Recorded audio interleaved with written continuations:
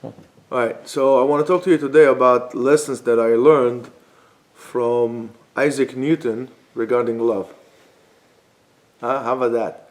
And I think it's very important because if you really grasp it and get it, you will prevent a lot of the problems that you get later on in marriage life, and will actually, I think, will give you a good direction of how to approach the Shidduchim business altogether. Because the problem that we have with the high divorce rate is, there are multiple facets, but the problem starts many times from the shidduch process.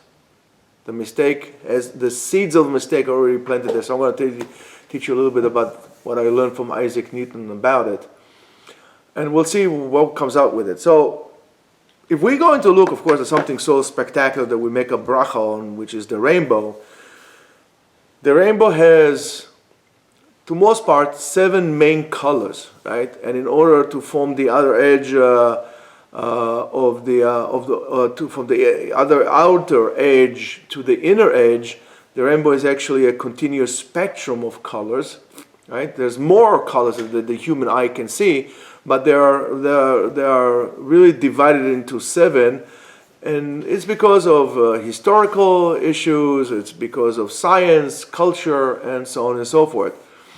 If we're talking about what is so-called the physical light, so the white sunlight, which comes out from the sun, splits into different wavelengths.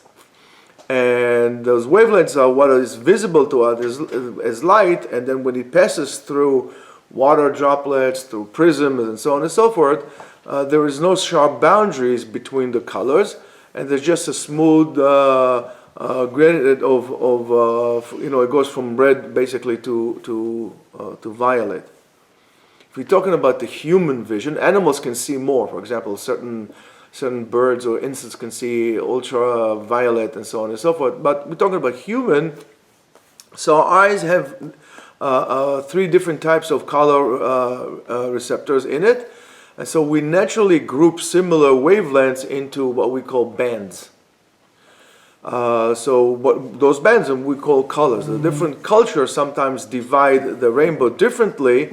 Some have only 5 main colors. Some have, today science sometimes calls it 6, but we refer it to 7. So therefore, on the historical choice that was made by Isaac Newton when he took the light and he put it through a prism, so he split the light with a prism around, I think, like 1600s, and he saw many colors, but he deliberately chose 7 because he believed nature follows harmonic principles, right? And of 7, and also because 7 was a sacred number, 7 days of creations, and so on and so forth. So he compared them to the 7 notes of what for me is interesting, and that's why I want to bring that out right now, is the 7 musical notes, musical scales, and the 7 planets. At the time that we call them in other different concept of 7 within the classical mindset. Seas. Seas? Yeah. Okay, 7 seas. If you call it 7 seas, I don't know. It depends on how you. 7 continents. Yeah. So Newton connected the 7 those rainbow colors to the musical scale because we believe that the universe follows a certain kind of cosmic harmony, and the focus here is on the concept of harmony. Try to start applying that concept into married life and love life, right? So just as a small note, I'm not a musician, so he referred to red as the what we call do or C. Orange is D. Yellow into E, which is the mi, so it's do re mi, and then green into fa, which is F. Blue into G, sol. Indigo, which is indigo is not purple. Indigo is certain dark blue, or blue into A, which is la, and violet, which is purple. He called it B, which is the T again. So Newton used this didactic scale, which is the 7 white keys on the piano, because that's the scale that you have in a piano. as a metaphor, suggesting that both light and sound both express divine mathematical order. He saw a certain order in things.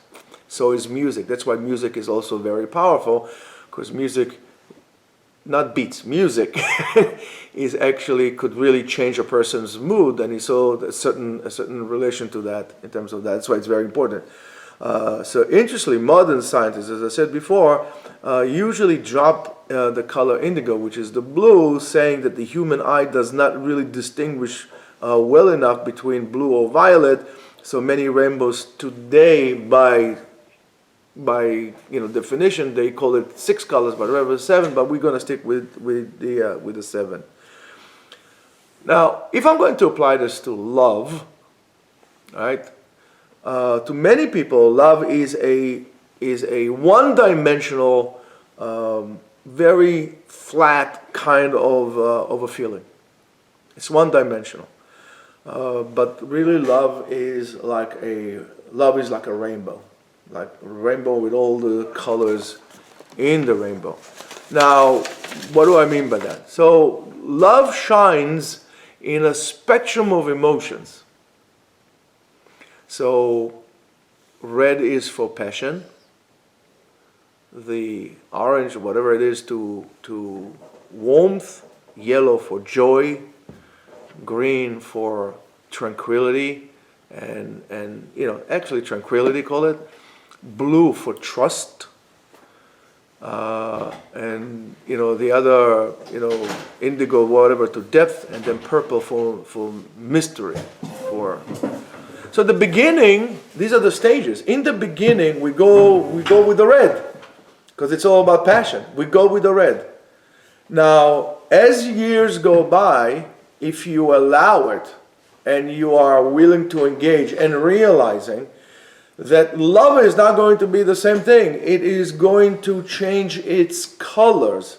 It's going to be the same love, but it's going to change colors. The relationship, or the love that you're going to experience, is going to go into different aspects, different facets. So the same love that you felt for this, the argument saying for this young lady when you were in your 20s, was built on passion and so on and so forth. But you should know that at the end of the day, it's not going to be like this when you're going to be 50 or 60 or 40 or whatever it is. That is going to die. The problem is, since most people put such emphasis on the first part, on the passion, when the passion is God, not realizing that they enter a certain mode, they say love is gone.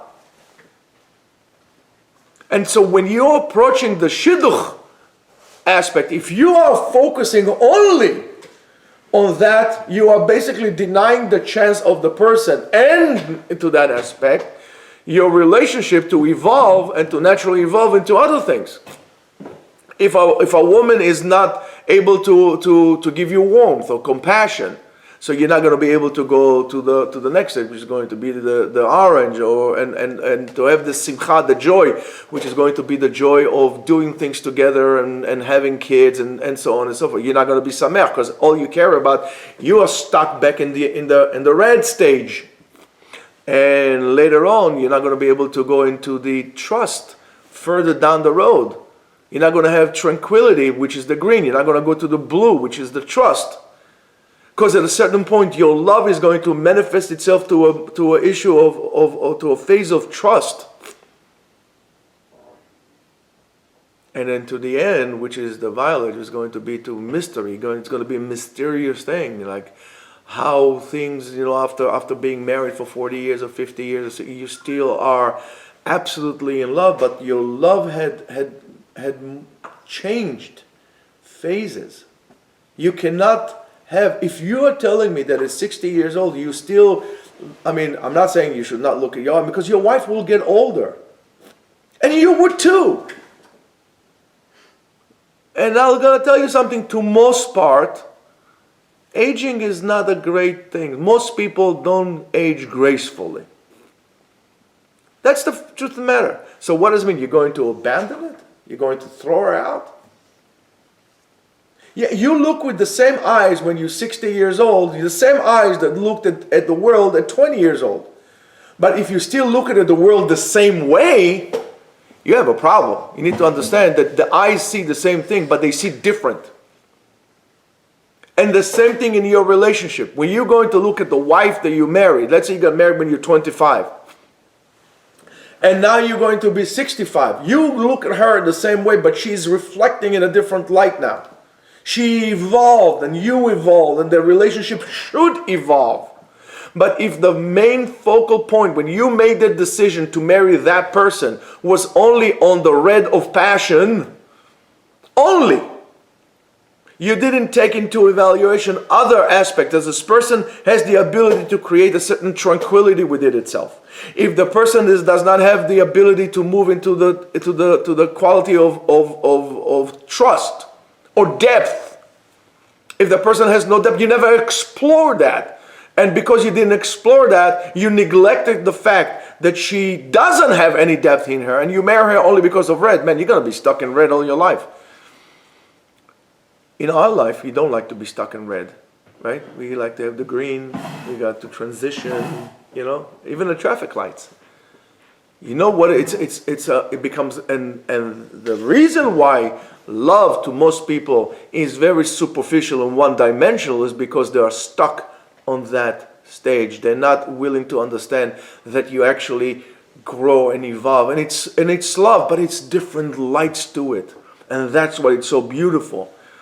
So if you're going to go into, let's say, into a little bit of the mystical meaning of that 7, right? And of course, there is a book by the Ramak, and there is a chapter there that talks about the colors, the association of colors with different sefirot, the different attributes of according to Kabbalah. It's called Shar HaGvanim, that he has it. So, for example, if we're going to talk about the mystical things of 7, so of course we're talking about the 7 days of creation. We're talking about the 7 different levels of the spiritual realm, what we call the heavens, right? There's still 7 different layers of mystical, ability to ascend up. And we talk about, of course, the 7 sefirot of the lower 10, because they have the 3 upper ones, right? And then these are the colors that will reflect. Now, what do I mean? As I said to you guys yesterday, it should be that in a relationship between a husband and wife, there are 3 partners. There's the man, the woman, and then God, HaKadosh Baruch Hu, is a partner. But you need to remember that at best chance, you have 49% of that partnership. God is the major partner. You are the junior partners when you and your wife split the 49% in half. But God is 51%.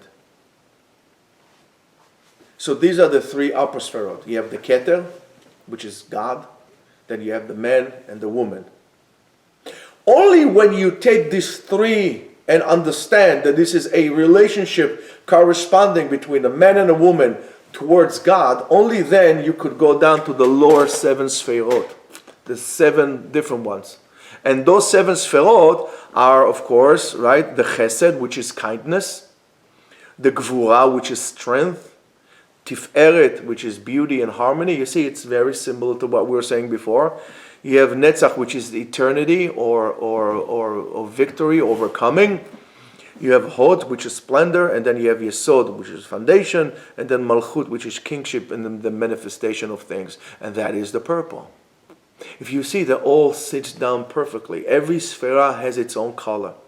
Every sefirah has its own meaning, and that's what we need to put into our mind. That each one of those attributes is linked to a color of the rainbow. So, for example, if you're talking about the color of Chesed, which is kindness, the color is blue, which the meaning is infinite giving and flowing of water.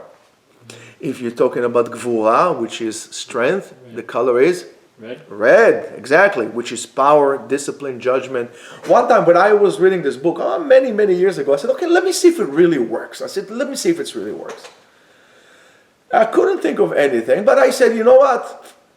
I remembered. I said, Most politicians, when they want to make a statement, they wear a certain tie. Right. Look at this, most of them wear either red or blue. Trump always wears red. But that was before Trump. And then I said, you know what? Well, maybe this is because of association with parties and nationalities and so on and so forth. Then I said, okay, let me look at different states, with different countries with their flags. I said, you know what? Let's look at something more substantial. Let's look at sport teams. And I started looking at sport teams, and I saw that those who picked up colors that are associated higher are usually winning teams versus teams that are associated with lower ones that I usually are not such. Sometimes they win, but most of the times they don't. Take, for example, the difference between, let's say, the Yankees and the Mets regarding the colors. And any other team, right?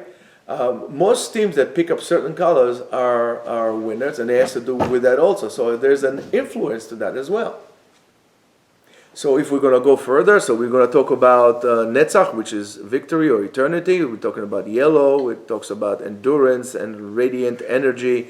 And if we're talking about Hod, which is splendor, it's orange. The color is orange, which is glory, humility, gratitude. Only then those things would apply to your life. Yesod, which is indigo, which is that blue, is going to be the connection and channel of blessing. Because everything comes down to the Yesod. And Yesod funnels everything down to Malchut. And Malchut will be, which is kingship, will be the violet, which is basically purple, and which is the manifestation of divine presence. And that's why I said to you that the purple represents mystery. Because at the end of the day, or as you're getting very old into your relationship, you only see now, you can actually look back and see how much HaKadosh Baruch Hu was actually involved in your life, and how much He directed and helped you throughout your life, and how foolish you were to resist this, and you're willing to, at that point, hopefully, willing both together to simply let go of everything and completely allow God into your life. But this is only when you are understanding that your love to each other is going to change and should I say, take different colors or different forms throughout the life. It's not going to be the same thing, and it should not stay the same thing. So this is not just a mapping of colors and so on and so forth, but it's those different mystical traditions that align with colors that, differently. Also, you could see that that's why that the HaKadosh Baruch Hu chose the rainbow as a sign for us, because our relationship with God should also develop and evolve. And it is in that matter, if you use this appropriately, the colors of the rainbow and the rainbow itself becomes a spiritual ladder that allows you to move from divine kindness, right, to the physical manifestation of God in your life, as HaKadosh Baruch Hu will reflect into your life, and you're basically inviting Him in and allowing that to reflect it. So when you next time go to Shidduchim, right, just remember that. Just remember the ability, and you need to measure the ability of the person to be able to progress beyond that. Right now you're at the red stage, hopefully, but don't make that the only color in your life. Don't make the decision for Shidduchim based on that. Remember that it would have to change. Look at the ability of the people or the person in front of you to be able to step with you through that spiritual ladder of the rainbow, to be able to change and form the love into something. It's the same love, just takes a different color, a different stage. It moves on and so forth. And you need to understand that if your relationship, and you're married and your relationship feels kind of stuck, you need to understand that you are probably holding on to something. Just let go and be willing to move to another stage. Hopefully your wife is interested in moving, or her husband is move to another stage as well. But that's what I'm trying to tell you. So what I'm trying to say to you is, we have science and we have scientific things, but everything is really to interpret it should come to help us live with harmony, greater harmony with ourselves and with the Kadosh Baruch Hu. All the information is there. There's no contradiction. There are no problems. There are only solutions. So, Rabotai, we are right before Rosh Hashanah. Right before Rosh Hashanah. And right before Rosh Hashanah, we are also entering a certain color in terms of our relationship with HaKadosh Baruch Hu. Right now, Rosh Hashanah, we're almost entering into the blue-purple kind of color. So you need to hand yourself over and change and develop, because everything is always about changing. You're not going to be the same person, and hopefully you're not going to be the same person next year as you were this year, and hopefully a better version. So I wish you all, first of all, a Chodesh Tov, and a Shabbat Shalom, and we should all be able to be zoche to do the appropriate tshuva, so we can make the tikkun and we could change ourselves into better people. Have a great day. Amen.